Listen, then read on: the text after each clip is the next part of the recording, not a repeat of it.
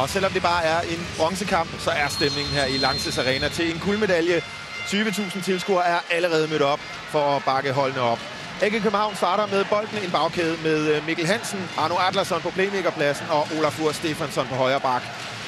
Så har vi Niklas Ekberg på højre fløj, og som vi var inde på, så er det Stefan Hundstrup på venstre fløj, afløser Gudjon Valur Sigurdsson fra start. Afslutning fra Arno Adlersson. Godt tofodsafsæt fra Arno Adlersson. Kom ikke til mange afslutninger i går. Fint, at han får sat sig lidt i respekt fra starten. Ja, godt tempo i AG's angrebsspil her. En rundgangsåbning. Og så kommer Arno lige i en situation, han er rigtig god til at komme direkte på sin modstander og afslutte sådan tæt under forsvaret. Og Berlin med Alexander Pettersson. Storskytten på højre bakken. Islands storskytte. Så har de polske Jaska, rigtig spændende playmaker her på midten. Og så er det Søren Kristoffersen her med bolden nummer 66 på venstre bak. Svend Søren Kristoffersen. Og de to fløje med Johannes Selin på højre fløj og Ivan Nincevic venstre fløj. Og naturligvis Thorsten Lahn på stregen.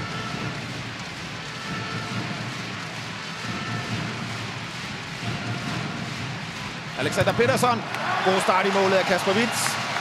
Kommer også godt i gang i går, Kasper Witz. Faldt lidt i niveau i løbet af anden halvleg. Ja, men stod en absolut hæderlig kamp. Det var jo på ingen måde i defensiven AG havde problemer. Og så ser vi Joachim Boldsen får lov til at spille lidt angrebsspil. Ja, nu lister han ud.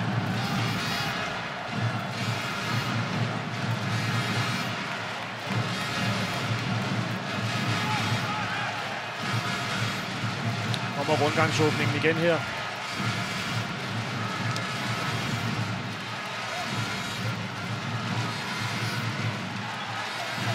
Ja, Mikkel Hansen kommer ikke til afslutning. Stærkt presset af Thorsten Lahn. Armen i vejret for dommerne. Forsøger indspillet til Henrik Toft. Får et frikast. Ja, bliver lige trukket ned i armen derinde. Ja, og så kommer hånden ned fra dommerne her, når der bliver uddelt et gult kort, og ikke kan altså starte forfra igen.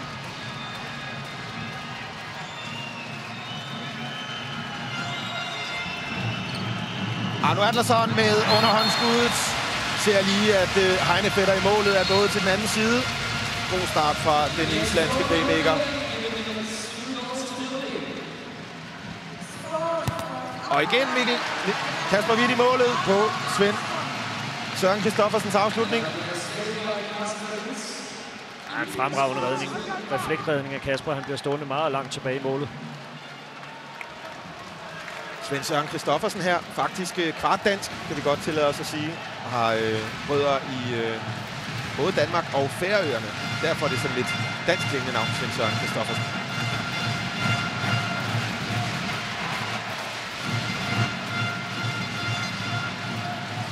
Arno Adlersson op, og der er han vågen i målet. Heinefetter, tysk landsholdsmålmand.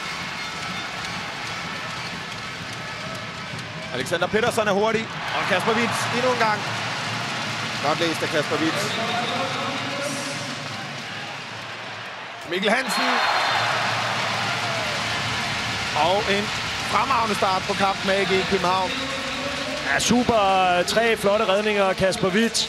Og så et skarpt kontraangreb fra Mikkel her har så åbnet kampen rigtig fint. Og man kan sige, at alle de spekulationer, vi havde om indstillingerne til den her kamp fra AG's side, det har de i hvert fald gjort til skammen her de første 4 minutter.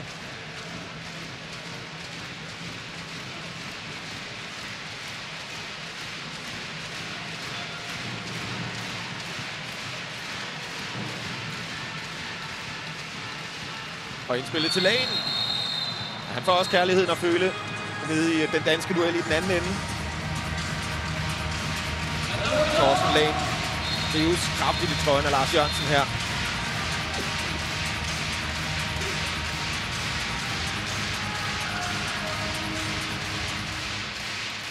Og altså masser af fans til de to finalehold. Kiel og Atletico Madrid allerede mødt frem nu. Skaber en god kulisse. Jaska går på kant. Ja, får lige brugt et skridt for meget og 3 meter kast.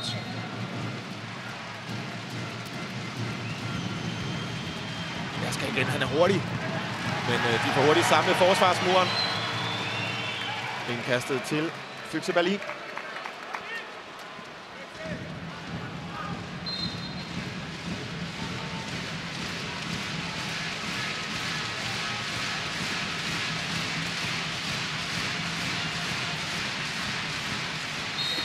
Alexander Pettersson nedlægges af Lars Jørgensen.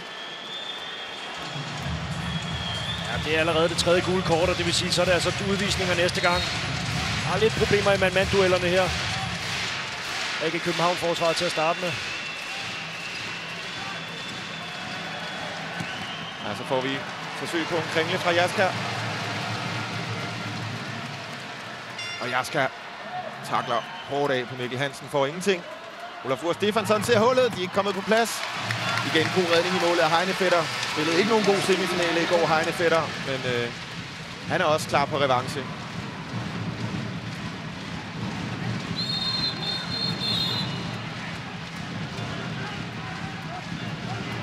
Ja, så skal de to dommere fra Slovakiet lige ind og have lidt ro på gemytterne.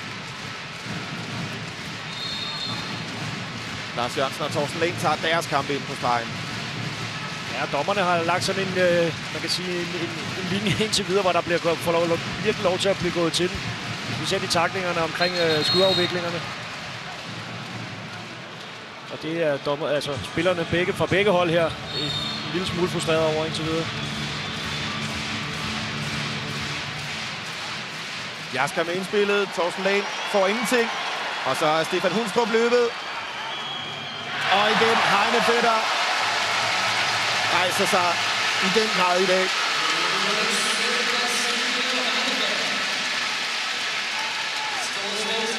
Ja, han hænger længe i luften der, Heinefetter. Ja, han er meget sådan en modgangsmålmand, Heinefetter. Når først han kan blive spillet varm, så kan han altså virkelig lukke af. Stod hvis de første halvleg i deres anden kvartfinale, som de skulle vinde med 11 mål, stod med en redningsprocent på 74, tror jeg, du nævnte, Jakob havde researchet der frem til. Ja, i første halvleg Heinefetter 74%. Det er helt uhørt. Det er fremragende forsvar af Henrik Toft. Og så spiller de 1-2. Ekberg med afslutningen. Bliver taklet og får ingenting. Godt returløb. AG København. Svend Søren Kristoffersen. Den er for nem at læse for Kasper Witt.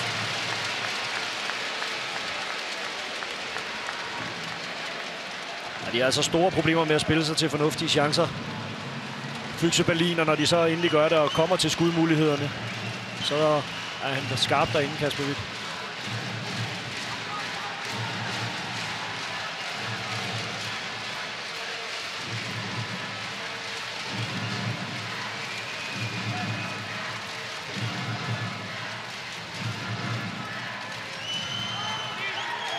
Ja, han forsøger hele tiden at finde indspillet til stregen, Olafur Stefansson, men der er lukket godt af inde hos Torsten Lehn.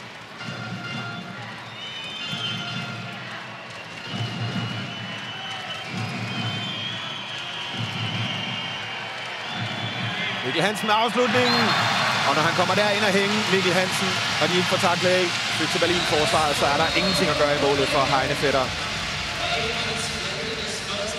Vi kan se her, Mikkel Hansen han stopper lige sit løb og knækker til sin egen venstre side og sætter på den måde forsvaret fuldstændig til frit skud. Og jeg vil sige, der er Heinefetter prisgivet.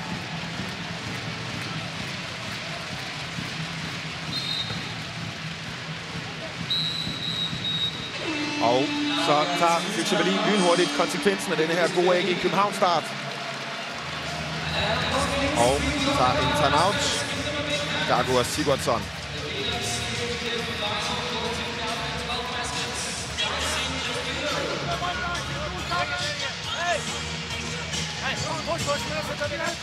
Man ofta får till två eller strejkspelaren som de inte får sätta in.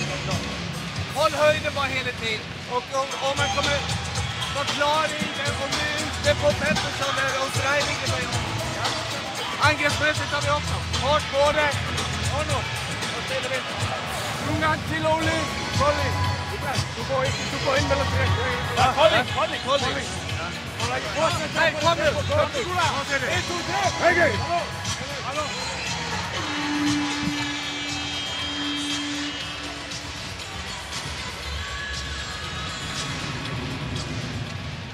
Ja, der bliver gået til den, selvom det er en bronzekamp. Gode slåbilleder, vi får her.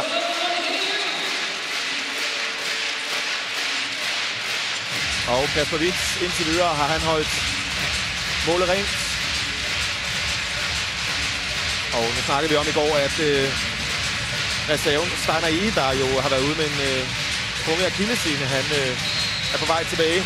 Men han er altså ikke i spil i dag heller.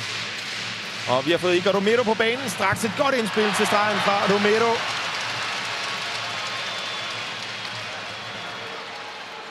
Og plads til Joachim Boldsen måske. Ja, han laver angrebsfejl i stedet. Og skal han hjem i stedet for at brokke sig, Joachim Boldsen. Indspillet på ny til stregen. Og denne gang får han scoret Yevgeny Pevnov, den russiske stregspiller fra Füchse Berlin.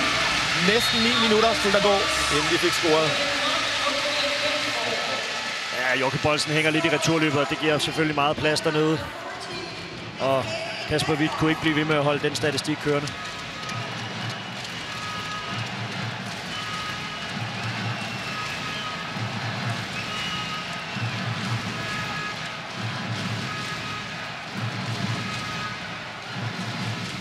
Helt frem og takle meget offensivt. Alexander Pedersen på Mikkel Hansen. Jeg har fundet ud af, at hans skudarm er varm. Mikkel Hansen, der jo også kæmper om værdigheden som topscorer i Champions League. Fører lige nu topscorerlisten med en stærk presse af Kirill Lazarov, der scorede masser af mål i går i semifinalen mod AG København.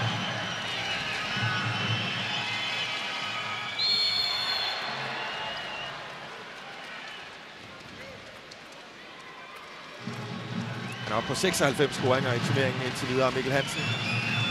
Lazarov, så vidt jeg husker, 2 mål efter. Armen i vejret fra dommerne. Og Hundstrup er søgt ind på stregen. Der kommer han altså til kort. Og han ryger ud over baglinjen. AG København får lov at beholde bolden. Også et Füchse Berlin-forsvar, der stille og roligt arbejder sig ind i kampen, og det er det, de er så gode til. Stille og roligt finder de ud af at løse, hvordan det her AG offensive spil er, og det bliver, man kan ligesom fornemme, at det bliver sværere og sværere for AG at komme til mulighederne. Og der skal fortsat afsluttes. Mikkel Hansen forsøger. Stærkt presset.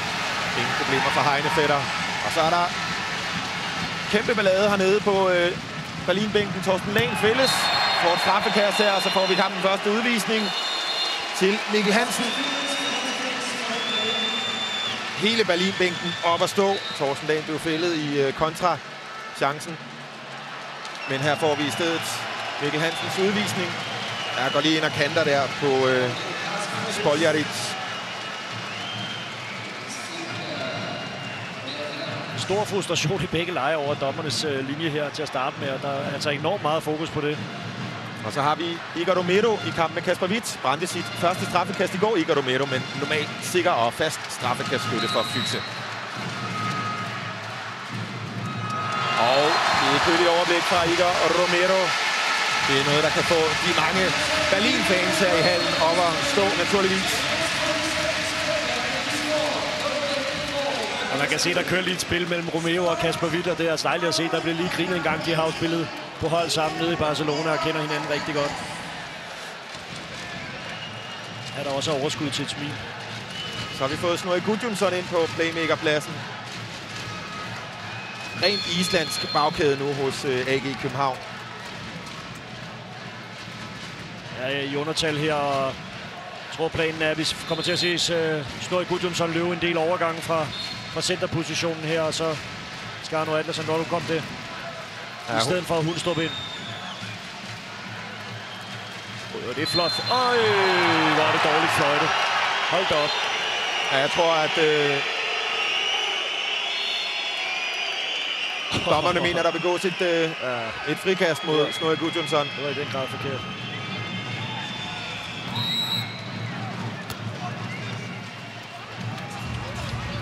Ja, der er også lige en officiel henne. Jeg kan se her, hvordan han fuldstændig rent slår bolden væk. Ja, der har lige været en officiel henne uden for billedet og sige til Füchse-bænken, de skal tie stille. Og selv ind i kontra. Ej, hvor er det godt læst af Kasper Witz. Han lokker lige med spredte ben. Selv ind til at skyde, og så lukker han døren. Fremragende redning af Kasper Witz igen.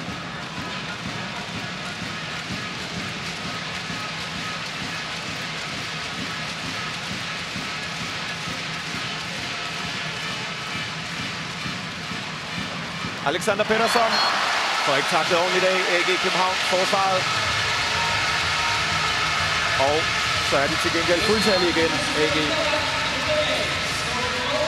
Ja, fint overtalsspiller Alexander Pettersson. Det er jo ikke fordi, han klarer løjerne selv ved lige at sætte Arno Adlersson af med en rigtig god finte. Kommer i høj fart.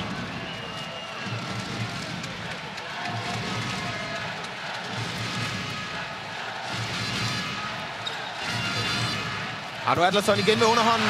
Den har han læst denne gang. Heine Fætter.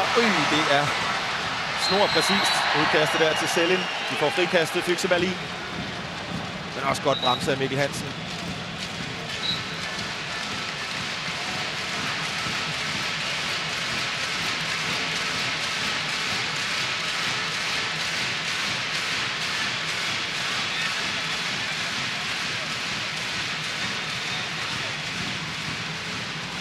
De har problemer med at stoppe Füchse-spillerne i de der mand-mand-situationer. Godt reddet af Kasper Hvidt. Og Hundstrup er gået hurtigt. Spidsvinkel.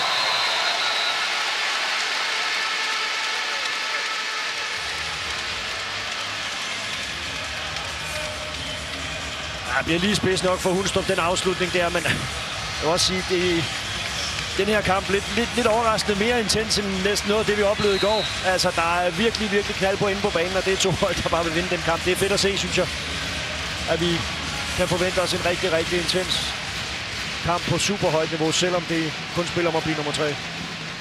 Romero finder hullet, og så er der udlignet. AG København har sat en 4-målsføring over styr, og foran 4-0.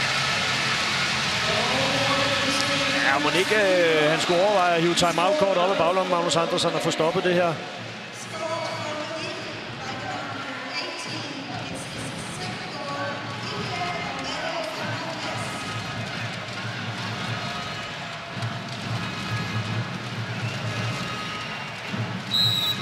Mikkel Hansen bliver bremset.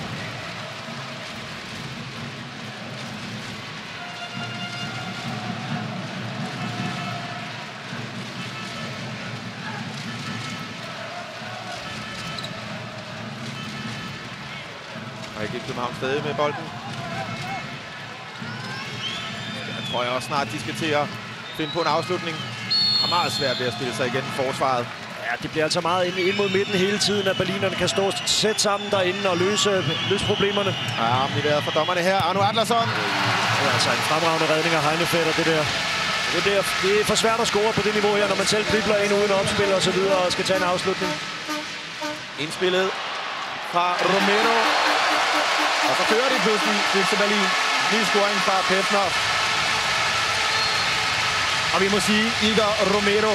Normalt så er han en spiller, der starter på bænken for Füchse Berlin. Det gjorde han også i semifinalen i går mod THW Kiel. Men der kom han ind og gjorde en afgørende forskel for THW, eller for Füchse Berlins comeback. De var ellers stort bagud i kamp mod Kiel. Ja, det har han så sandelig også gjort i den her kamp. Fra 4-0, da han kom på banen, har de scoret 5 mål i træk, og han har ligesom sat fart og tempo på angrebsspillet, og kan gå ind selv og løse nogle situationer mod det her AG i forsvaret. De kan spille lidt mere individuelt, end de måske umiddelbart plejer. Og her er Romero selv i afslutterens rolle. Den tager overlæggeren. Og Selin er hurtig. Tager stolpen. Heldigt. AG København.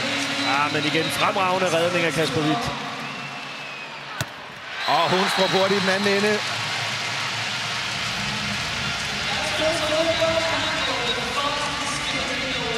Stefan Hundstrup, der har stået i skyggen af Gudjon Valur Sigurdsson.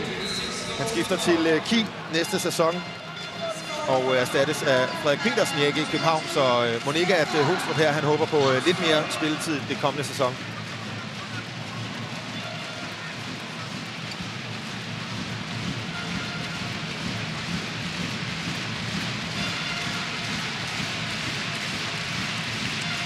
Så har vi altså fået den første udskiftning på Füchse Berlins højre fløj. En position, der voldte dem kæmpe problemer i går i kampen mod Berlin, hvor de havde en udnyttelse på 0%, på trods af 6 afslutninger i løbet af kampen, og mere eller mindre derfor, de faktisk ikke lykkes med at slå Kiel. Ja, de endte faktisk med Füchse Berlin i semifinalen at sætte en højre bak ude på højre fløj, men indtil videre, så prøver de med fløjreserven Markus Richwin.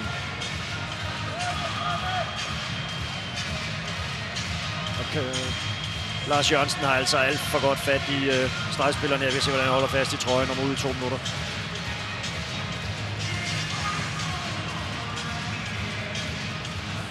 Og så har vi lige en pause i spillet. Der er en reklamebande derinde, der er gået lidt op i ligningen. Ja, det ser ikke så godt ud, det der. Og Romero er også gået op i ligningen.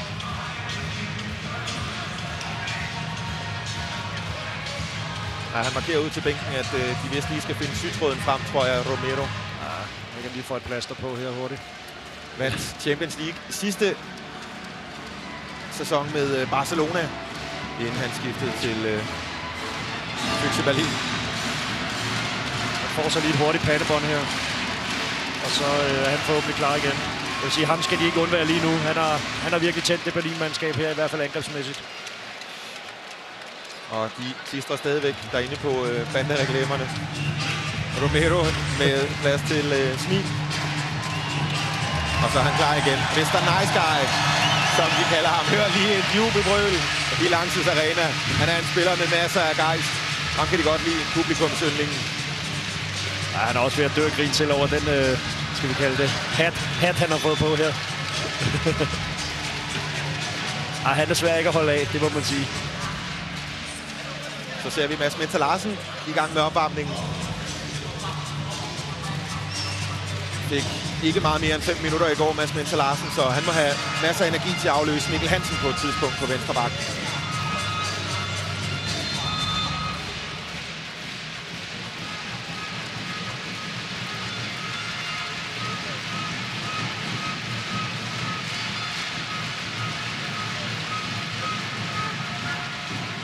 Søren Christoffersen tilbage på venstre bak. Øj, der får han lige hånden på Jaska. Det er fremragende returløb, holder ovenikøbet bolden inde på banen. Og så har vi igen Romero på banen.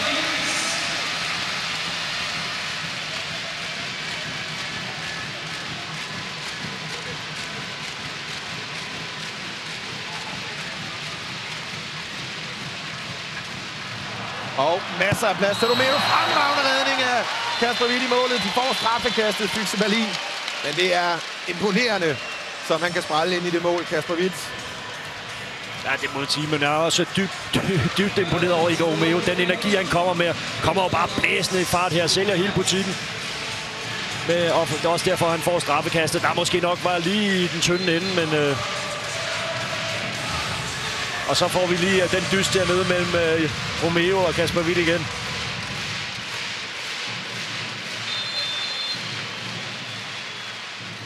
Og denne gang er det Kasper Hvidt, der vinder.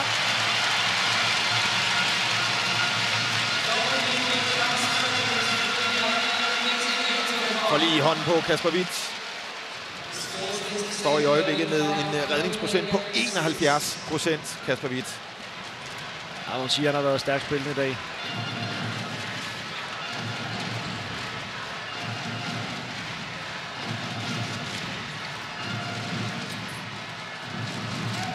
Ja, så er der masser af plads derude i højre siden. Smider lige FC Berlin-forsvaret.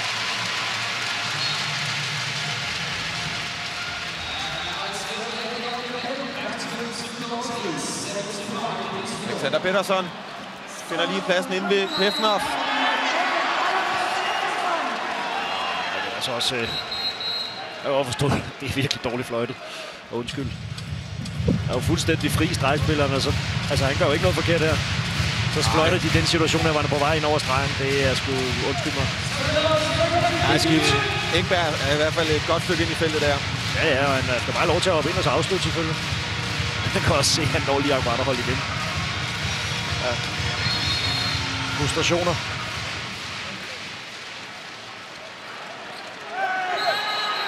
Og så får vi desværre udvisning til AG-forsvaret. Ja, det må vi lige se igen. Jeg synes... Det i hvert fald var Joachim Boldsen, der havde fat i ham umiddelbart herfra, hvor vi sidder, men... Det er i hvert fald også Boldsen, der er hen og trøster ham lidt med at se den her i en langsom gengivelse. Jeg tror, han rammer ham i ansigtet, ligner det Niklas Ekberg, før billederne kommer på her. Får den her. Han sætter altså en hånd lige op i ansigtet på ham. Der er ikke så meget at gøre ved det. Den er fuldstændig korrekt.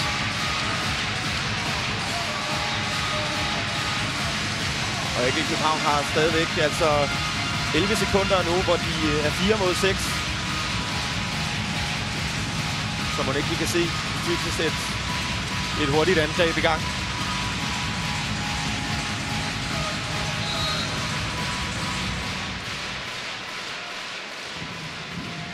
Alexander Pettersson. Umulig at gøre noget ved for Kasper Witz. Han spiller meget direkte. Selvom han egentlig har en helt fri fløjspiller, så er han godt klar over, at scoringsprocenten ude på den position har altså været 0 i den her turnering for Füchse Berlin indtil videre, så må jeg hellere tage den selv, selvom jeg faktisk får en tackling. Og det var måske en rigtig beslutning. Og så får vi Mads Mense Larsen ind her i undertalsspillet. AG nu med 5 markspillere. Ja, som højre fløj. Det tror jeg ikke, han har prøvet før.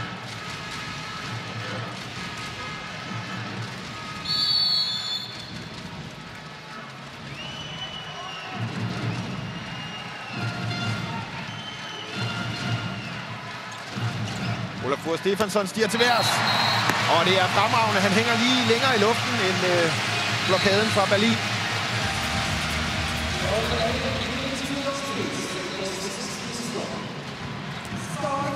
Romero har så frit spil derop. Og Bolsen kæmper virkelig derinde. Får et ordentligt skrald. Spørgsmålet er, om han får hovedet i gulvet, da han lander. Ja, eller også fik han armen i panden fra.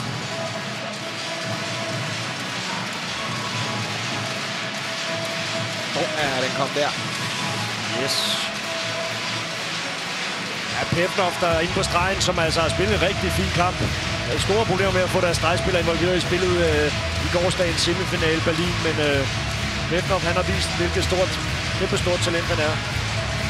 Og så har vi ny straffekast skytte. Det er Mark Gult.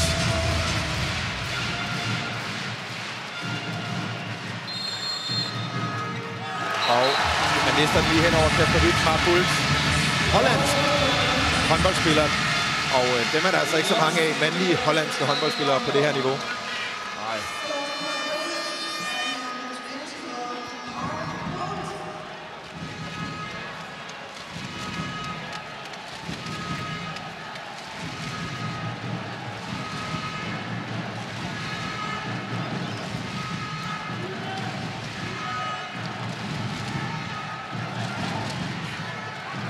Mads Mense Larsen forsøger med tofodsafsættet. God blokade derinde af Spoljaric.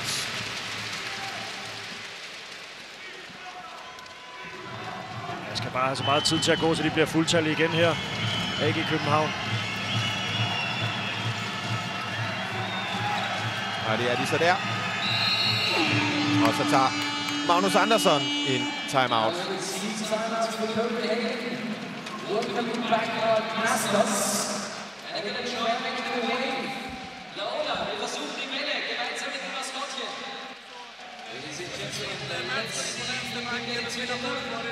Vi tar samma skiften igen. Vi startar nu, hej! Armen gick upp. Vi startar med en rundgång direkt.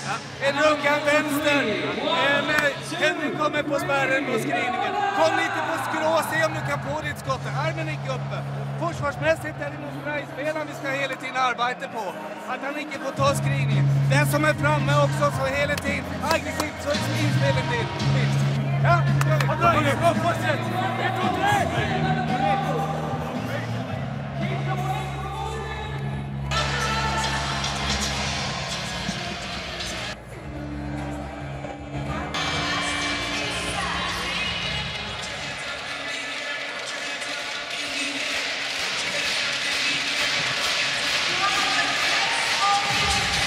Magnus Andersson prøvede at få sat lidt skik på angrebsspillet her.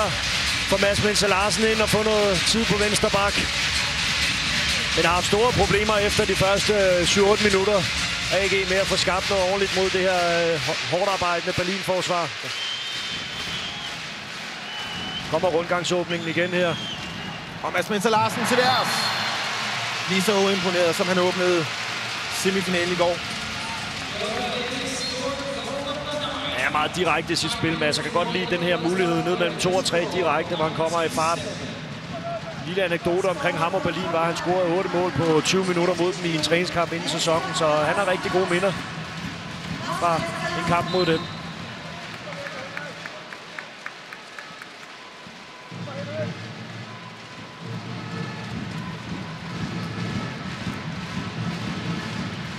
Igor Romero mistime afleveringen. Jeg skulle nok bare have afsluttet selv i den situation der.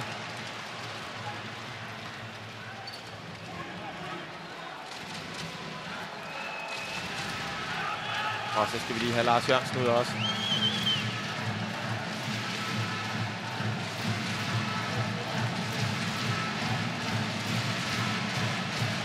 Jeg skal ikke noget ude i forsvaret her, så dækker Olafur Stefansson, og så kommer han altså lidt højere op. Han er ikke så stor, har ikke så meget fysik, så han vil gerne lidt støde lidt højere på banen. Mads Mester Larsen. Stående skud. Fremragende start, han har fået også. Mens Mikkel Hansen sidder herude og suger lidt kræfter til sig. Ja, han kommer bare direkte på sin modstander igen, Mads. Han er altså utrolig farlig med det her. Lidt specielle skudform, man har. Det er lidt svært at definere præcis, hvad det er, men altså svært at dække. Kan i den her situation også både lave finte ud og indad. Og Mads Mester Larsen med i den OL-rototrup, som Ulrik Wilbæk har udtaget. Men nok tvivlsomt, om han kommer med, medmindre der bliver skader. Ja, men han bliver ved med at imponere. Jeg er sikker på, at han stille og roligt, måske ikke lige til det her OL, bliver aktuelt, men at han på sigt bliver en mand, vi får at se på det danske landshold, og der går ikke specielt lang tid. Der er også nogle kvaliteter, som jeg er sikker på, at Ulrik kan sætte pris på det her med, at han kan lave nogle mål på et mere eller mindre på egen hånd. Og ja, jeg skal få ingenting. Ekberg er hurtig. Og Niklas Ekberg, det var lige kægt nok, det der.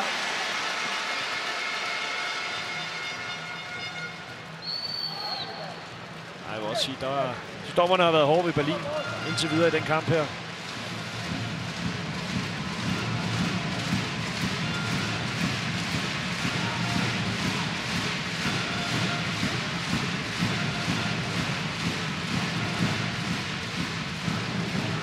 Ja, den sniger sig lige ud til Romero.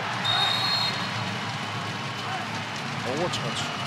Og den forkendelse forstår jeg heller ikke helt.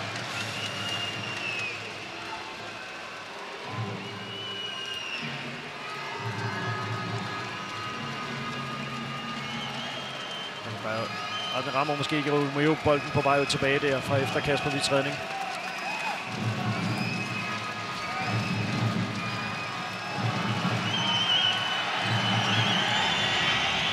Indspillet til Henrik Toft.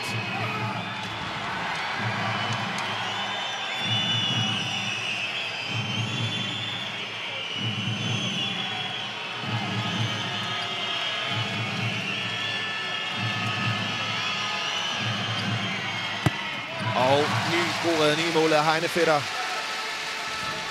Får ikke nok kraft i skuddet til Olafur Stefansson.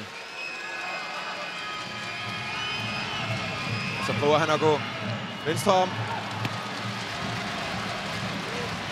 Jeg vil gerne have haft til straffekast. Det får det altså ikke, og nu hænger han i returløbet. Og så er der en 2 minutters udvisning, tror jeg. Eller hvad? Det er ikke fløjtet. Det var også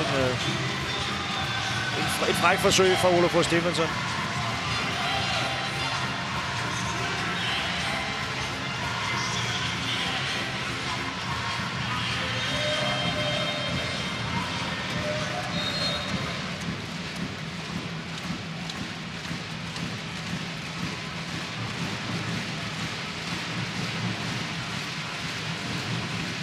Og nu Romero inde som playmaker. Og gennembrud. Han er altså super farlig i Romero hele tiden. Han er virkelig i hopler i dag.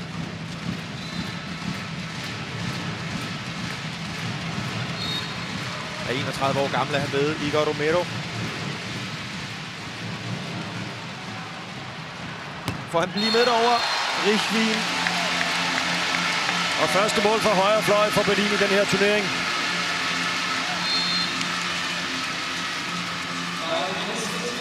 Lidt tilfældigt, den ender derude, men også virkelig god plads. En sikker afslutning.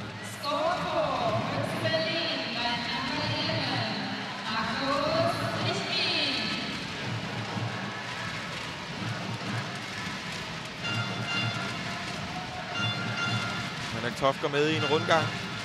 Mads Mester Larsen bliver bremset af Torsten Lane. Effektivt forsvarsspil.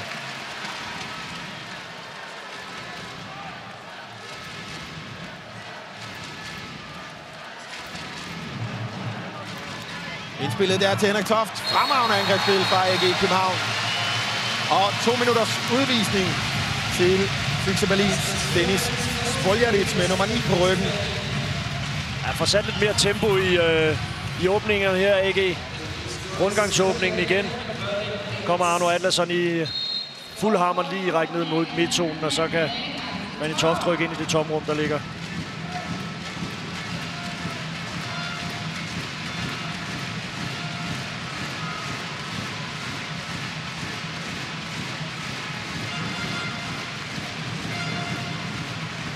Og han taber den simpelthen. Hult. Og Hundstrup er sikker denne gang. AG København nu op på en 4-målsføring. Vigtig afslutning på første halvleg, de er ved at lave sig her. Ja, og de lød lidt i panden mod muren igen, Berlin, i deres angrebsspil. Romeo, han kan altså ikke drive det alene. De har brug for, at der er flere, der melder ind. Så er de jo så også i undertal. Det hjælper ikke på det. Og bolden fremme og skygge Romero. Jeg ved godt, det er ham, der sætter tingene op for Füchse.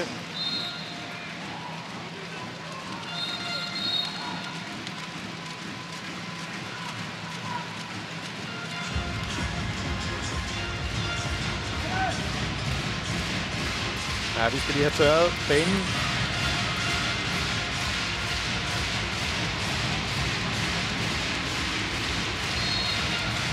Total udsolgt her i Lanxess Arena. Kunne have solgt den her i dobbelt så mange billetter. Det er så fremragende spil igen, og Kasper Hvidt redder endnu en gang AG København.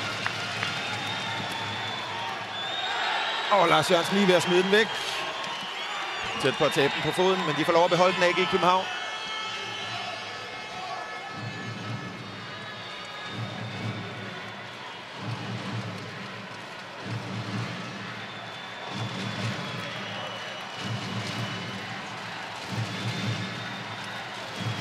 Mads Larsen. Han hænger højt. Mads Larsen. Lavede et par dumme tekniske fejl mod Atletico Madrid i går, men her får han da i den grad også vist, hvilket talent han besidder. Han kommer i god fart og altså i stand til at skyde direkte hen over paraden. Og Heinefeld er helt prisgivet i sådan en situation.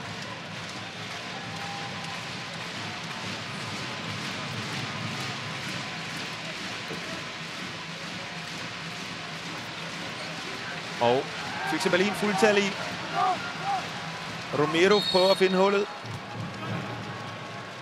Så ved at løbe lidt tør for kræfter, Romeo. Det kan være, at han skulle have melder pausen så også snart, men han har brug for lige at få tanket op i det tempo, han kører på derinde. Hver gang han har bolden, så bliver der kørt på. Og søger at slå den i mål, Pefnov.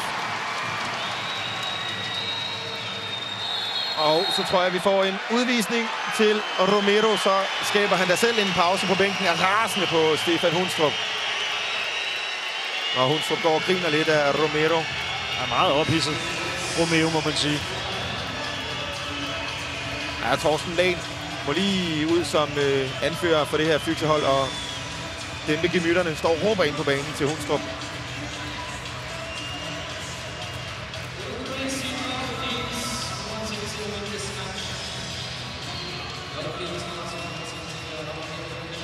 Og så får AG København lov at slutte. Den her første halvleg i overtal kan altså sikre et rigtig godt udgangspunkt i den anden halvleg.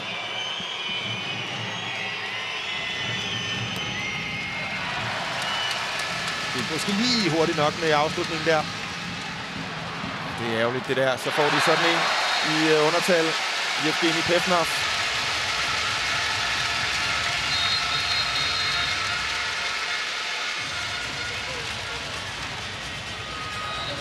Jeg har ellers ikke været for træfsikker Pefnov, men sådan en mulighed her. Han er trods alt for stor til, at den bliver brændt.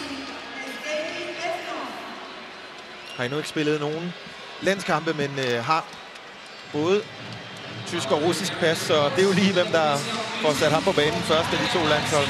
Ja, et meget spændende spiller, synes jeg. Og vi har et spilstop, der er igen problemer med banen her i Lanxess Arena.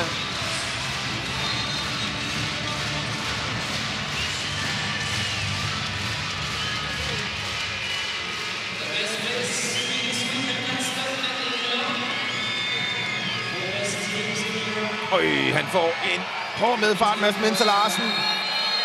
Jeg tror simpelthen, det er tænderne, der får et skub, og så får de en ny udvisning. Fykse forsvaret helt op og ringe ude på bænken. Jeg tror, det er Alexander Pettersson, der skal ud i 2 minutter. Vi får den her.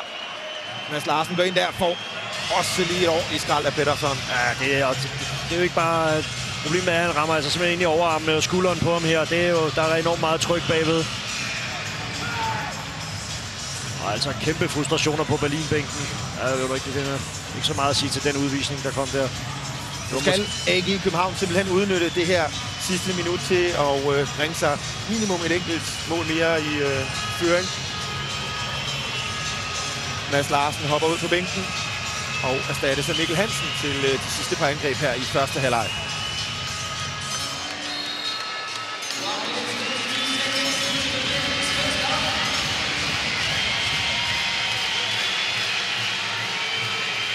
Og masser af plads til Hundstrup. Heinefetter har læst Hundstrup godt, må vi sige indtil videre.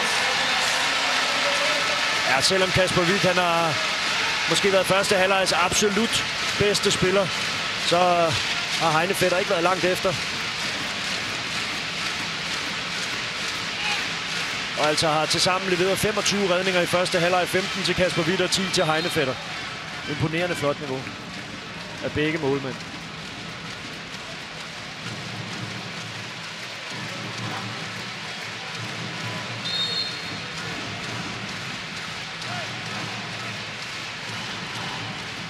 Jasker bliver bremset af Henrik Toft. Angrebsfejl. Nej, det er for dumt, at de smider den væk. AG København. Nu har Fykse Berlin masser af tid. Stadigvæk 2 spillere i undertal.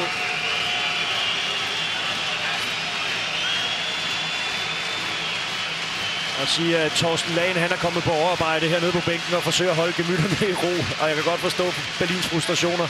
Der har godt nok været mange kendelser, der ikke er gået deres vej. Så skal de til at afslutte. Svend Søren Christoffersen med under hånden. Og den er forbi mål. AG København kan gå til pause foran med 4 mål. Og inden opgøret her, der snakkede vi lidt om, hvor meget motivation der var på mandskaberne for sådan en bronzekamp. Det må man sige. De bekymringer har de i hvert fald gjort til skamme. Der er masser af tænding og gejst. Og noget nyt på bordet, eller noget nyt på banen, har AG København i hvert fald. Gudjon Valur Sigurdsson er sat ind på venstrefløj i stedet for Stefan Hundstrup, der fik lov til at afløse fra starten af kampen. Og Fykse Berlin med Mark Bult ude på højre bakken. Til forskel fra første halvleg, der sad Bult mest på bænken. Fykse Berlin starter jo også med en spiller i undertal. Det kan have lidt at gøre med den disposition.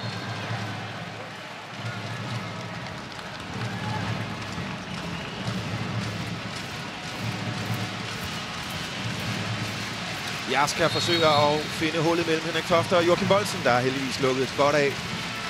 Og så Fykse fuldtallig ind med Torsten Lagen på stregen. Og armen i vejret fra dommerne. Afslutning der.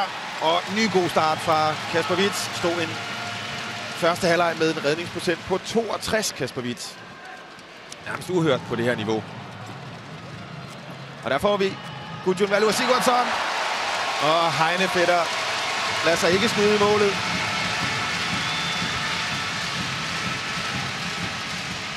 Ja, det er en rigtig Heinefetter-redning her, hvor han...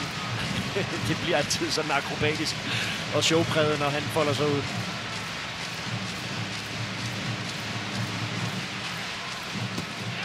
Og så fik vi Svend Søren Christoffersen i gang i anden halvleg. Holdets topscorer i Champions League med 79 mål i 15 kampe ind i dag. Har ikke spillet nogen specielt god Final Four. Han havde også store problemer her i indledningen af kampen og beskiftet ud til sin store utilfredshed, men han fik altså ikke rigtig skudt hul på Kasper Hvidt, og det lykkedes så nu her, så det kan være, at der kommer lidt mere skudkraft over fra venstre side, hvilket de havde problemer med at få skabt i første halvleg.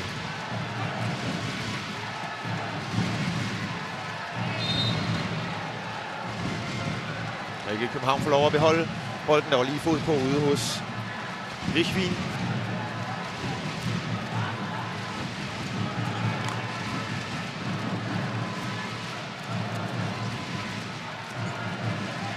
Mikkel Hansen stiger til værs og sender bolden i bunden af målet.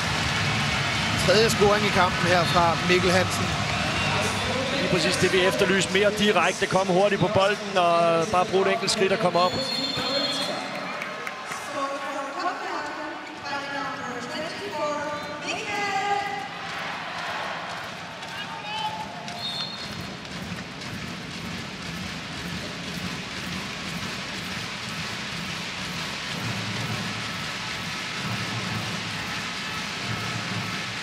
Og så har vi også fået Alexander Pettersson ind på højre bakken igen.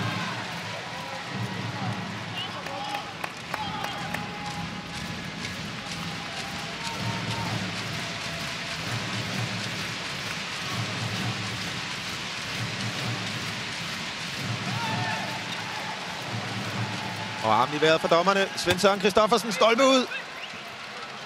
Og den opfatter han hurtigt. Alexander Pettersson. Der sov de lidt, eller var måske nærmest på vej i kontra AG København-forsvaret. Ja, helt korrekt, Gudjun Valg. Øj, det er altså...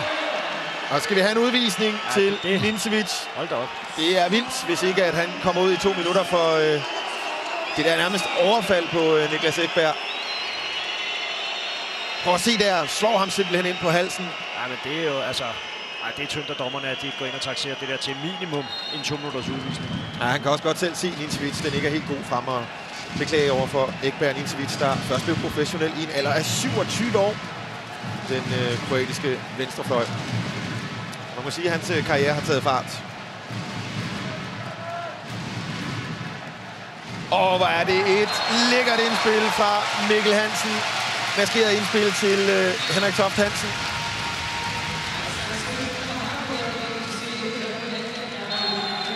Og teknisk fejl. AG København med mulighed for en kontra. Ja, vi skal lige have bolden tilbage, og må ikke vi får her. Se, kig væk, finten fra Mikkel Hansen her. Bum. Og den sidder centimeter præcist i armene på Henrik Toft. Ja, det er Torsten Lahn, der kommer til at se lidt dum ud i situationen der.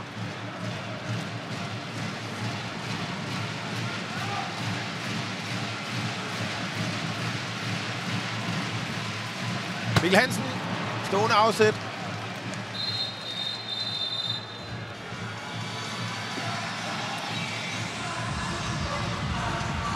Igen her, Mikkel gør det helt rigtigt. Kommer direkte ned på forsvaret og har faktisk også trukket Heinefetter fuldstændig væk. Og så tror jeg, Ninsevic, venstrefløjen, han lige drikker om.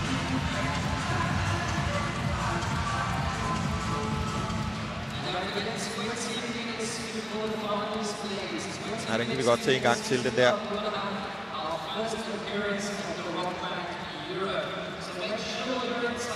Og se, hvordan Henrik Toft han bruger sin størrelse og markerer tydeligt til Mikkel, at han kan modtage bolden her væk fra forsvarsspilleren.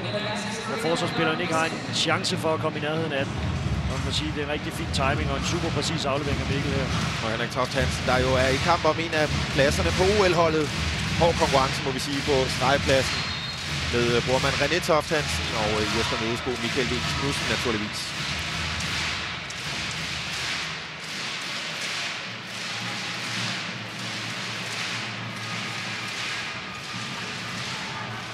Og indspillet til Gudjun Valur Sigurdsson, der er løbet ind på stregpladsen, får et straffekast. Gudjun Valur Sigurdsson. Tredje sidste opgør for ham i AG København-trøjen, inden skiftet til Kiel næste sæson. Ja, her.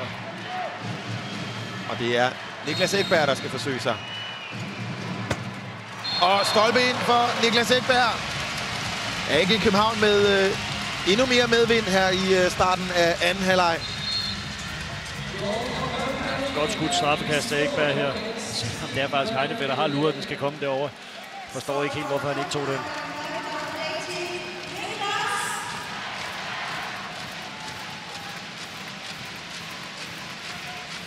Og Richtwein. Han tager stolpe ud. Det er også en fejl der. Kasper Hvidt tager helt klart den bold. Men vores slovakiske dommer her mener, at det er stolpe ud, og så AG København med bolden. Og så hører vi lige pludselig publikum buge her i Langses Arena. Det er ikke noget, de kan lide. Ja, Kasper har helt klart hånd på den der. Det kan man også se på hans reaktion derinde.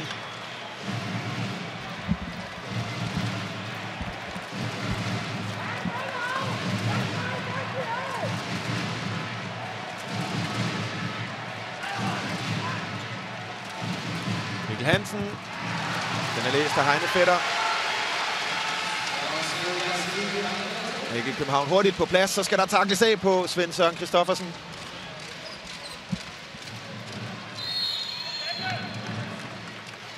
Fint returløbsforsvar, ikke?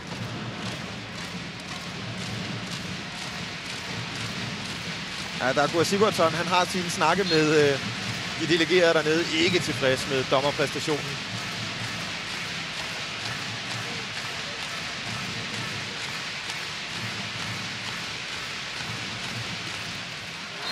Hvor er det godt sat ind af Jaska. Har ikke fået sit spil til at fungere i dag. Jaska er en utroligt spændende playmaker. Hjernen bag det her Füchse Berlin-hold har underskrevet en kontrakt gældende helt frem til 2017, så ingen tvivl om, at de satser på polakken.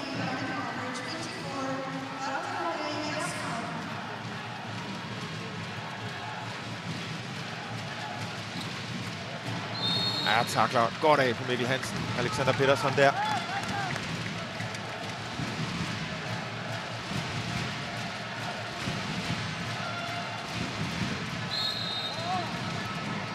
Olafur Stefansson har ikke rigtig haft held til i hvert fald selv at skabe gennembruddene i denne her kamp. Nej, jeg er også meget frustreret over dommerlinjen, der har været her til Final Four, kan man se på ham hele tiden.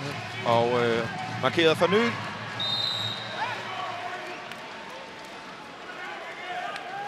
Monique, der skal spilles op til Mikkel Hansen her. Ja, og den sniger sig lige ind bag Heine Fætter. Mikkel Hansens 4. scoring i kampen. Som vi var inde på tidligere, Mikkel Hansen stadig inde i konkurrencen om at slutte som topscorer i Champions League. Nu er han oppe på 98 scoringer, 6 mål foran makedonske Kirill Lazarov, der spiller finale senere i dag. Ja, der skal nok et par mål til ekstra for Mikkel, hvis han skal kunne blive der. Lars Jørgensen kommer hurtigt op igen, og ellers i nærkamp med Jaska derinde. Han får lige en henstilling fra dommeren Jaska.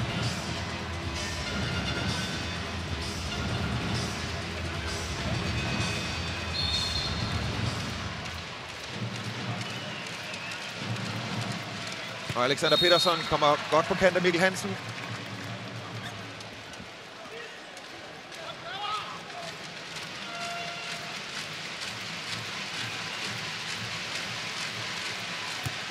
Og igen snyder han Mikkel Hansen, men Kasper Witz redder på ny. Jeg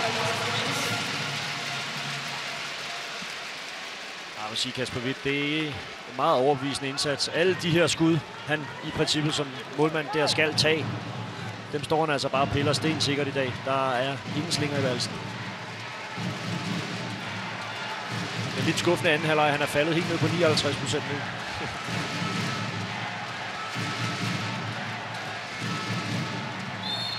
Arno Adlersson forsøger at møde sig igennem. Det går lidt for langsomt for islændingen. AG Københavns anfører, der har forlænget til 2015 med klubben.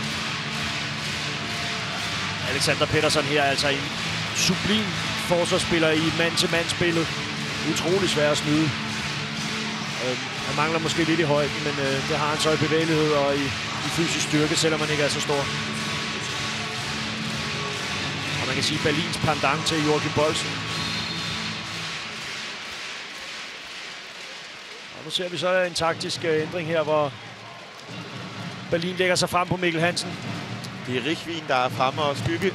Og så prøver Olafur Stefansson slet ikke nok saft og kraft i den afslutning. Og Richvin er løbet ude på fløjen. Godt bremser af Mikkel Hansen. Og det er godt læst af Gudjon Valur Sigurdsson.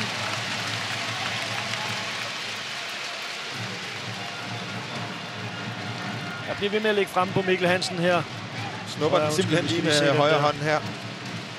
Berlin har lagt sig frem og ligger nu og skygger Mikkel, og det giver selvfølgelig kun 5 mand nede på buen, og nu skal der altså arbejdes. Og man ikke det over. Thorsten Lahner er røget ud på bakken her. Altså hans mand spiller ikke det, han er bedst kendt for, så ser vi fra Arno ned og angribe direkte på ham. Ja, det er fremragende, som de lige skaber sig en overtalsmulighed ude i venstre side. AG København nu med første 6-målsføring. er fuldstændig overspillet. Relativt enkelt her. Bare Olafur Stefansson trækker 3 mand over i boldsiden, og så kan man spille 3 mod 2. Og det er altså ikke et forsvar, Berlin er vant til at dække det her. Så det er nok gode nyheder for AG.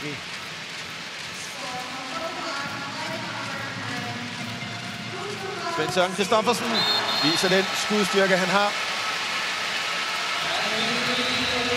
Jeg lægger mærke til Jaska her. Kommer ind og lægger sådan en frontscreening, spiller den op her og trækker lige forsvaret en lille smule flat. Og så kommer Svend Søren Kristoffersen for fuld drøn. Han er også tysk landsholdsspiller, Svend Søren Kristoffersen. En af 2 tyske landsholdsspillere på det her Füchse-hold sammen med Heinefetter i målet.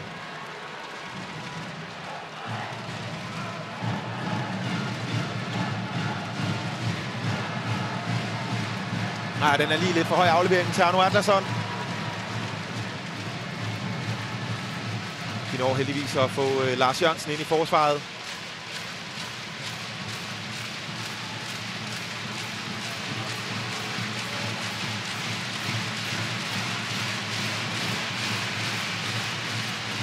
Og igen Svend Søren Kristoffersen.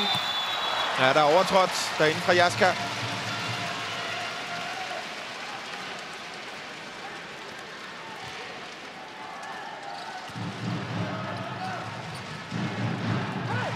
De situationer her, der kan man altså godt savne Mikkel Hansen, han er mere direkte, og han tør ind imellem bare at komme direkte ned på forsvaret, så op og skyde for 12 meter.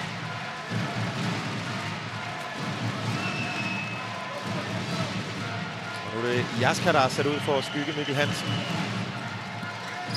Arno Adlersson tæt på en angrebsfejl måske, men får frikastet heldigvis.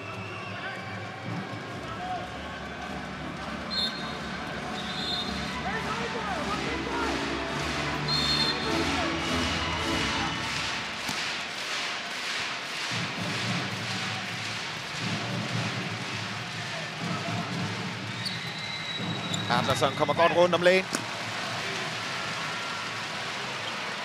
Og Richvin taber bolden.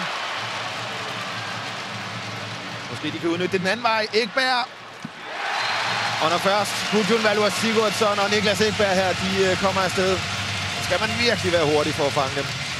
Ja, igen de her højrefløje for Berlin, der laver simpelthen så mange fejl. Og det koster dyrt.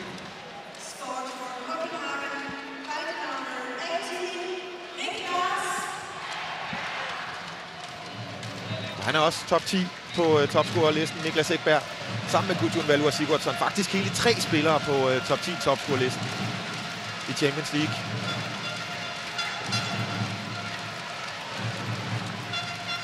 Og han forsøger selv afslutningen. Pettersson lige et listigt underhåndsskud. Godt, han er vågen derinde, Kasper Hvidt. Så sige fremragende redning af Kasper Hvidt igen. Og stadig kæmpe problemer Berlin med at få deres spil bygget op på en ordentlig måde. De offensive backs fra AG, der hele tiden ligger lige og tager lidt brøden af det her, så lige i bolden. Men her snyder han Mikkel Hansen, Alexander Pettersson. Skifter næste år til Rhein-Neckar Löwen. Ham kommer de nok til at savne i Füchse, men får så til gengæld Konstantin Igrobulo til fra Barcelona. Og så har vi fået Lars Jørgensen med i angrebet nu. Inde på stregen lige og afløse Henrik Toft Hansen.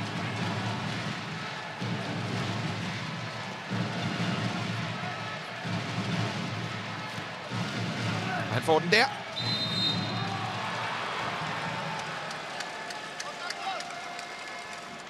Ja, Pefnov, jeg ved ikke, om han lige bliver trådt over tæerne. Pumper lidt rundt. Igen en fin spiller AG, der spiller sig til en kæmpe chance. Se en afslutning fra Arno Adlersson. Hænger i luften og tvinger simpelthen et underhåndsskud afsted. Så Søren Kristoffersen.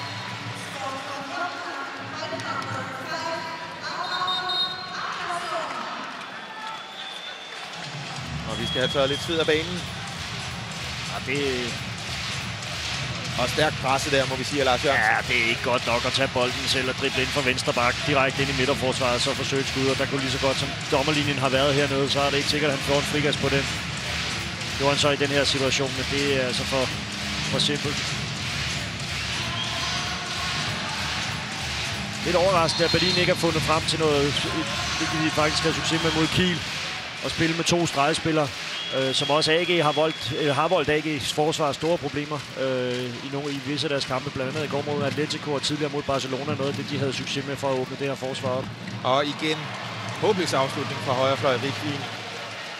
Ja, han ligner ikke en, der tror på det, vil jeg sige. Og halvvejs er vi nu i anden halvleg. AG København skal holde tungen lige i munden, men så tegner det til danske bronzemedaljer. Vi har fået Mads Meta Larsen ind nu på playmakerpladsen, modtager bolden der. Og nede på sidelinjen er Igor Romero. Den store tyske oplevelse fra første halvleg også begyndt at varme op til at komme ind her imod afslutningen.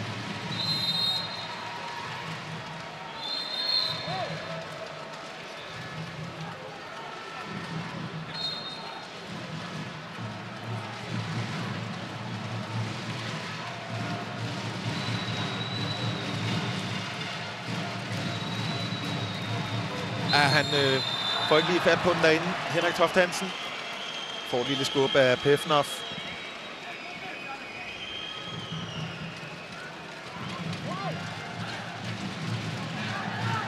Ja, så er han ude på sin normale plads, venstre bak, Mads Menta. Og armen i vejret fra dommerne.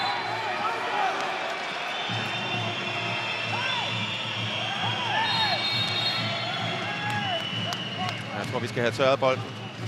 Ja, der er lige kommet sved på den.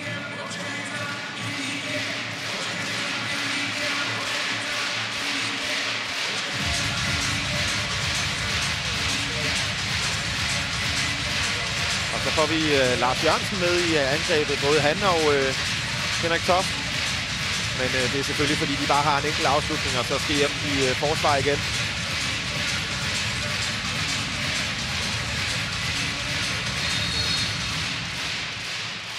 Inden og screen godt af, de slås virkelig derinde. Vi skal afslutte nu. Ja, så bliver der fløjtet for nøl. Bruger lidt for lang tid AG København på at komme til en afslutning.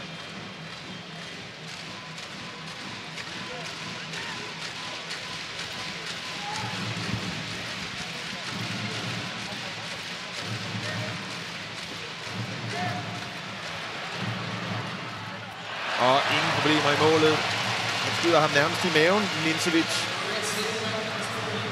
Olafur Stefansson, men Heinefetter med en fremragende redning.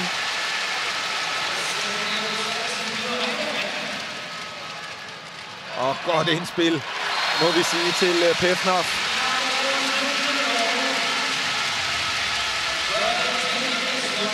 Ja, det bølger virkelig frem og tilbage.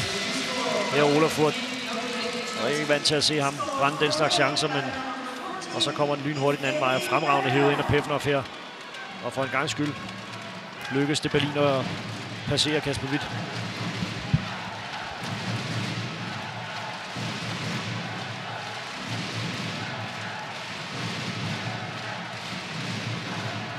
Og her prøver han selv, Olafur Stefansson. Tredje scoring i kampen. Ja, man kunne se den plet der fra for et øjeblik siden. Den skulle lige vaskes væk. Rutineret afslutning hernede mellem benene på Heinefetter.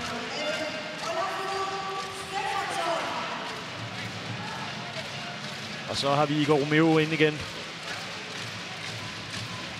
Og nu kommer så den løsning med de to stregspillere her, når de spiller med Igor Romero. Det er Kolja Løffler, som er kommet ind på stregen. Ja, jeg skal selv gå på kant og får et straffekast. Han må simpelthen ikke efterlade. Det er jo det med de to stregspillere, hvor de får bredt lavet lidt mere plads, og Henrik Toft, han kan altså ikke følge med Jaska her. Det vil være et matchup, som han taber ofte. Og igen Mark Bultz som straffekastskytte. Scorede på sit første forsøg mod Kasper Hvidt i første halvleg.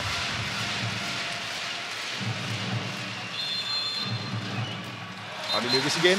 Igen lister han nærmest lige hen over Kasper Hvidt.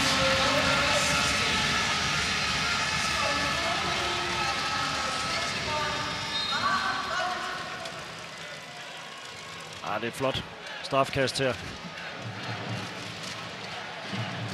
Ja, han smiler knap så meget bagefter Kasper Hvidt. Han står og går lidt godt og stadigvæk og griner lidt derinde. Det var som om han vidste udmærket godt, at nu kom den der, og så alligevel får han ikke snuppet. Og Lars Jørgensen igen på stregen, ser vi.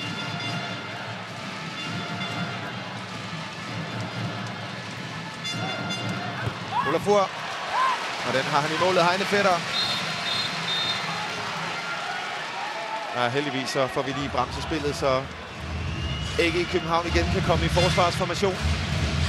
Ja, vi ser Olafur her. Og altså lige en tackling på skudarmen til allersidste skudafvikling, der måske lige gør, at Heine Fætter han får fat i den der.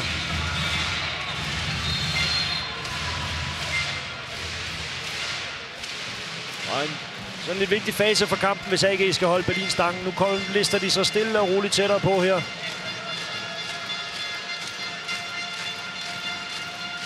Indspillet fra Romero.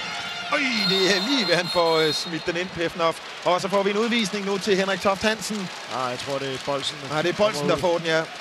Ærgerligt tidspunkt. Eller Ekberg. Det er lidt uklart der. Nej, det er Ekberg. Men det er lige præcis det samme, der skete i første halvleg, da Igor Romeo kom på banen.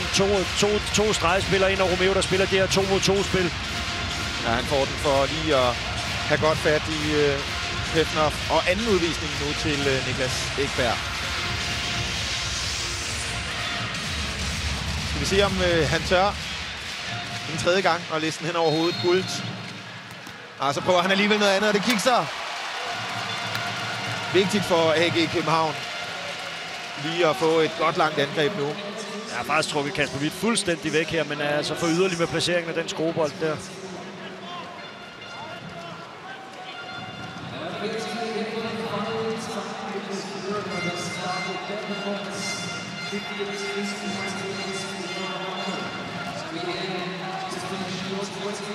Det er en dum misforståelse.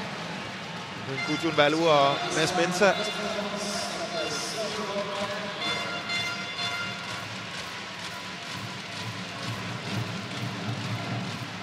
Og Riflin viser da, at der trods alt stadigvæk er håb på den højre fløj. Ja. En lille smule oprejsning og revanche for ham. Der godt nok ikke har været for heldig i øvrigt. Meget godt søgt ind i banen her. Og lige finder hullet mellem Gudjon Valur og Mads Mensah. En flot afslutning. Og meget offensivt forsvar ser vi nu fra Füchse Berlin. Igen frem og skyld på Mikkel Hansen.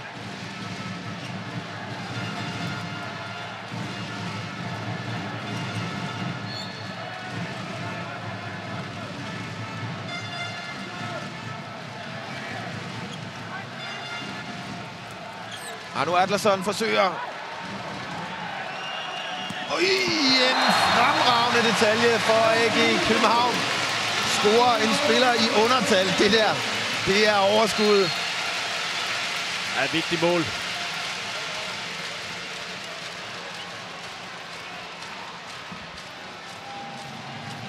Nok også en, de har øvet sig lidt på hjemme i træningslokalet. Gudjon Valur og Sigurdsson, der lige kommer flyvende ind over. Og så dårlig afslutning eller spilning fra Romero. Ja, den kommer her. Ud til Olafur, og så kommer han flyvende der. Gudjon Valur og Sigurdsson. Også fuldstændig klar over, hvad... Altså, Gudjon Valur, han er fuldstændig klar over, når Olafur søger ned i det område, og så skal han være klar til at komme. Og man kan sige, det er en fræk lille aftale at have i ærmet til en presset situation. Og så er AG København altså fuldtallig igen.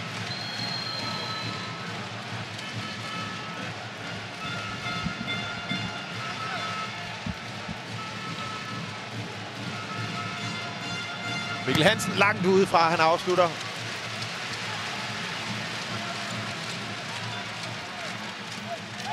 Og så har de Foljarit her med i angrebet Füchse Berlin. Normalt så står han kun i forsvaret, det fik vi vist at se der hvorfor. Lige præcis, det var ikke specielt skarpt.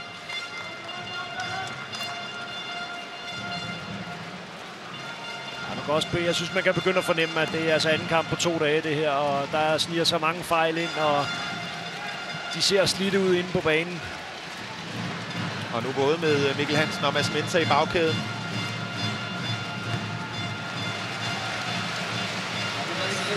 Og han er hurtig i returløbet. Fremragende Mads Mensah Larsen.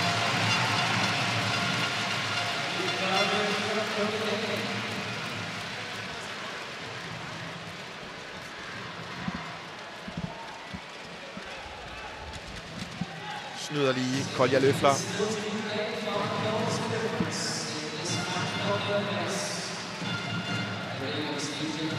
Indspillet kikser til Henrik Toft. Og så er han der løfler med masser af plads, masser af tid. Og så kan det lige pludselig gå hen og blive nervepirrende mod afslutningen, selvom man følte AG København flere gange op med 6 mål i løbet af denne her anden halvleg. Måske skulle have snøret sækken. Ja, jeg vil også sige, Berlin har altså lige fået skiftet til det forsvar, der står dernede nu. Det burde ikke være et, der kan volde AG problemer. Og så lykkedes indspillet til Henrik Toft. Stærkt presset.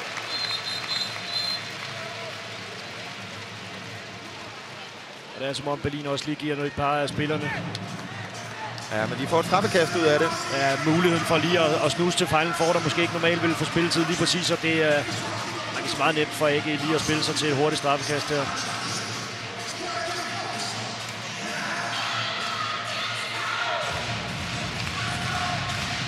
Og Niklas Ekberg for ny har været sikker indtil videre på det ene forsøg, han har haft.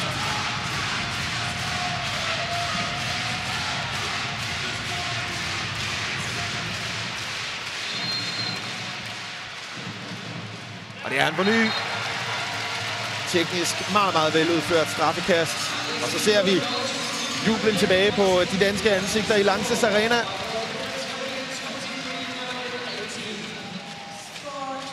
Der er lige 7-8 timers køretur her fra Køln til den dansk-tyske grænse, så det kunne være rart trods alt med lidt bronzefest i bilen hjem. Ja, også, det er en kamp, AG skal lukke det her nu. Ikke? Ingen tvivl om, at de har vist, at de var et bedre hold. Og nu får vi også sådan Vide ind på højre bak. Det er jo ikke et spiller, vi er vant til at se, og det betyder også, at det giver selvfølgelig endnu bedre muligheder for AG for at slutte ordentligt af. Romero får plads. Tredje mål i kampen fra Igor Romero. Men han har ikke haft samme speed på sit spil her i anden halvleg, som da han kom ind i første. Nej, ikke helt, men han har trods alt sat lidt liv i det igen.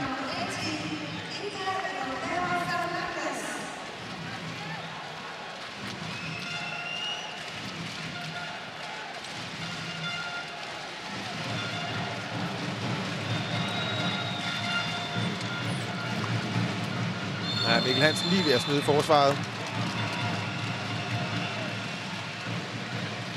Men tiden tæller til AG Københavns fordel. 5 minutter resterer.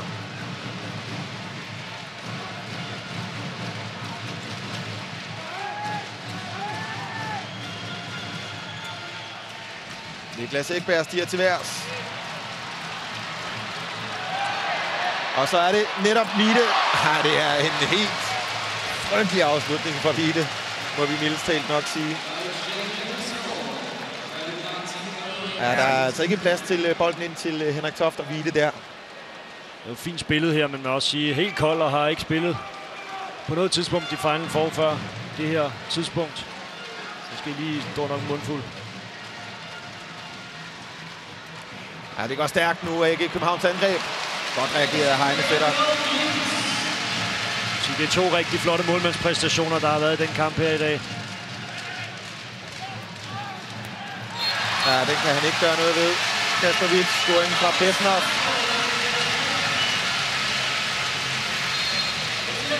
Der har været rigtig mange stregspil over i den zone herovre under omkring det Berlins venstre bak. Og Pefner, topscorer for Füchse Berlin. 5 mål har han lavet i kampen.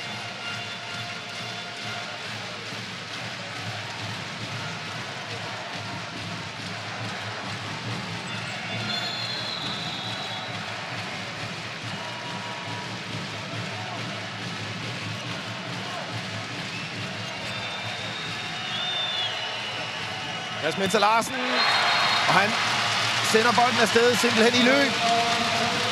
Meget, meget vigtig scoring for lige at holde afstand til tyskerne længe siden. De havde været nede på en 3-måls forskel. Ja.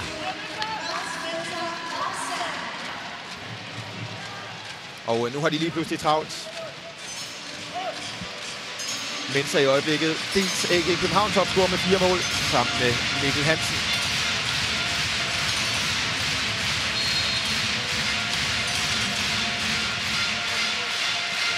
Og ny mand på playmakerpladsen, Jonathan Stenbækken. Svensk landsholdsspiller sat ind her mod slutningen af kampen. Ikke meget spilletid. Han får normalt heller. Hans første minutter i Final Four ligeledes. Altså. Og skyder Kasper Witz på det er fremragende. det stående ben. Han har også haft tur i den i dag, Kasper. Han har altså på en del redninger nærmest blevet ramt. Lige bag om ryggen til at vi fremragende spilning fra Romero til gengæld. Det er jo altså mangler virkelig kvalitet i den afslutning. Har selv, om Pevnov han har scoret 5 mål, så han har altså også brændt 4. Ja, så har de muligheden for en hurtig kontra.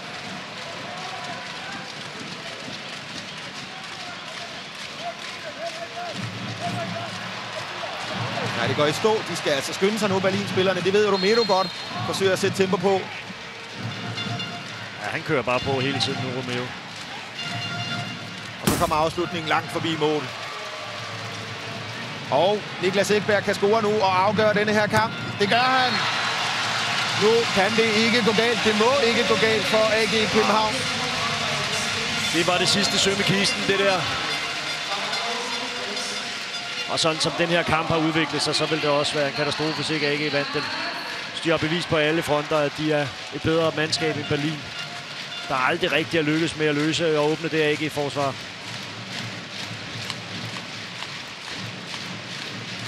Og så selvfølgelig en fremragende Kasper Hvidt i målet. Skal vi ikke glemme. Kasper Hvidts redningsprocent lige nu på 50%. Indspillet der til Pevnov. Og han får straffekast i duellen med Mads Mensah Larsen. Jeg må sige, Pevnov har været en af de bærende spillere for tyskerne i denne her kamp. Ja, men har ganske enkelt ikke været skarp nok i afslutningerne, så kunne det have set anderledes ud.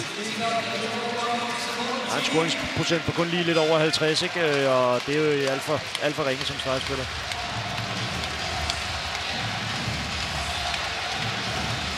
Og så prøver de med deres tredje straffekastskytte i kampen. Hvide. Kasper Hvidt har nubbet 2. Og han nubber den tredje. Og det er nærmest den fjerde. Det var nærmest en ny straffekastmulighed. Og kæmpe applaus til Kasper Hvidt fra publikum i Lanxess Arena. Jeg må sige, det er også lige at sætte trumf på her, lige min Berlin om, at det er altså mig, der styrer det her. Og det har været min kamp, og det har det så sandelig været for Kasper Hvidt i dag.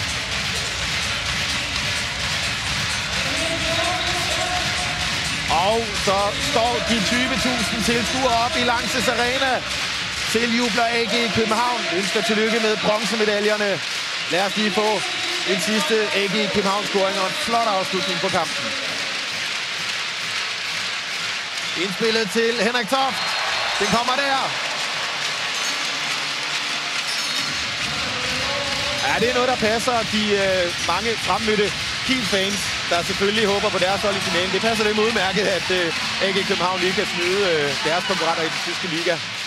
Til Berlin, og Romero får lov at pynte på det med sådan en halv kringle her til sidst. Ja, der var ikke nogen, der havde lyst til at stille sig i vejen for det skud der. Nej, og så lader de tiden løbe ud. Og AG København sikrer sig den flottest mulige oprejsning. Der løber tiden ud. Bronzemedaljer til AG København i deres Champions League debutsæson. Vinder med 5 mål. 26-21. Flot måde, de fik rejser på AG København.